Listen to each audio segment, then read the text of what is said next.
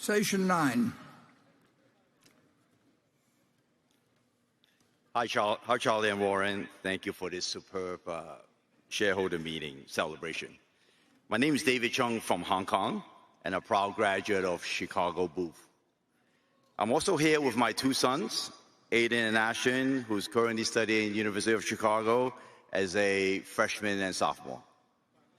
This is my second time attending the conference, last being 2019, 4 years ago, which I was only a guest shareholder of my friend Andrew. So after the shareholder meeting, I have decided to buy into Berkshire Hathaway, which has given me a great return of 62% since 2019. So I want to thank you for that.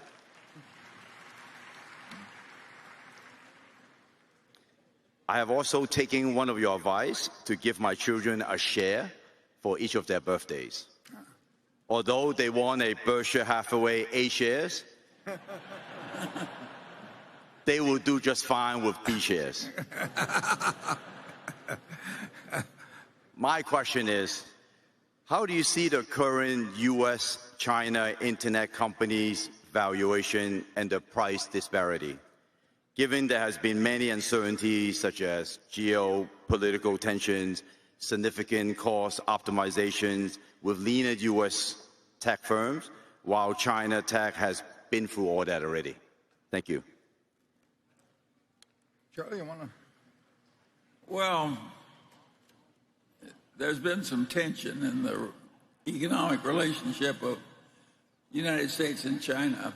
I think that tension has been wrongly created on both sides. I think we're equally guilty of being stupid. If there's one thing we should do, it's get along with China. And we should have a lot of free trade with China in our mutual interest. And I just can't imagine. It's just so obvious. There's so much safety and so much creativity that's possible. Think of what Apple has done by engaging in a partnership with China as a big supplier. It's been good for Apple and good for China. That's the kind of business we ought to be doing with China, and more of it. And with everything that increases the tension between the two companies is stupid, stupid, stupid, and ought to be stopped on each side. And each side ought to respond to the other side's stupidity with reciprocal kindness. That's my view. And it creates one enormous problem, of course, which is that you have the two superpowers of the world, and they know they have to get along with each other. Either one can destroy the other. And they're going to be competitive with each other. But part of it is trying, always in a game like that, is trying to judge how far you can push the other guy without them reacting wrong. And, if either side is a bully in some ways, they can get away with it to an extent because the alternative would drive them both into destruction. But if they push it too far, they increase the probability that something really does go wrong. So it's it's one of those game theory dilemmas.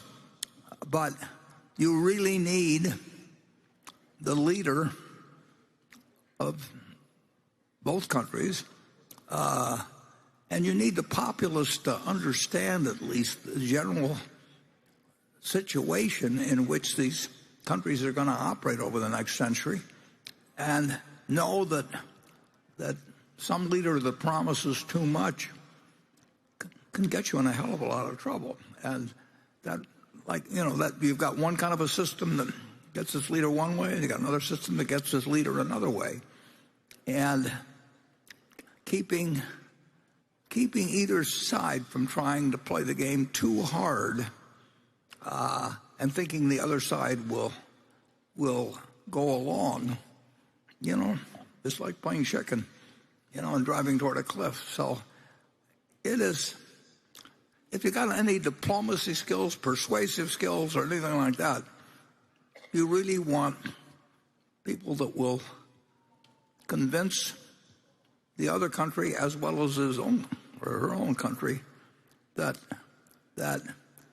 this is what we're engaged in. We've got to do it right. We won't give away the store, but we won't try and take the whole store either.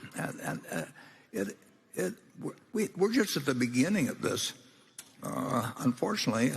I mean, we've learned what the situation was. It used to be the Soviet, and mutually assured destruction was our policy then, and that kept a lot of things from happening, but it also came with a very, very, very close call with Cuba.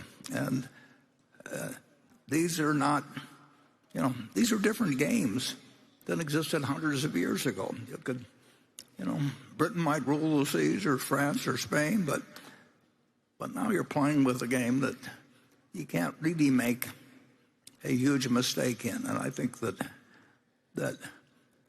should be, the better that's understood in both countries, the more the leaders feel that their citizenry does understand that, the better off we'll be, and that a lot of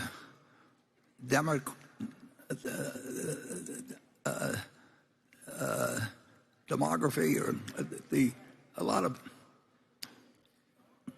inflammatory speaking, but a lot of authoritarian action. I mean, it all carries its dangers, and the world has stumbled through the years post-1945 with a lot of close calls in the nuclear arena. And now we've got pandemics, and we've got cyber and a whole bunch of other things. So we've got more tools of destruction than the world's ever had. And it's imperative that China and the United States both understand what the game is and understand that you can't push too hard. But both places are going to be competitive, and both can prosper. That's what really is. That's the vision that is out there, that China will have a more wonderful country, the United States will have a more wonderful country, and the two are not just compatible; they're almost imperative in terms of what's going to happen in the next 100 years or so. And I think that the leaders of both countries have got an important job in having that understood, and not to do inflammatory things. And we'll see whether the luck that has taken us from 1945 to present holds out, and I think we can affect, to some extent, that luck.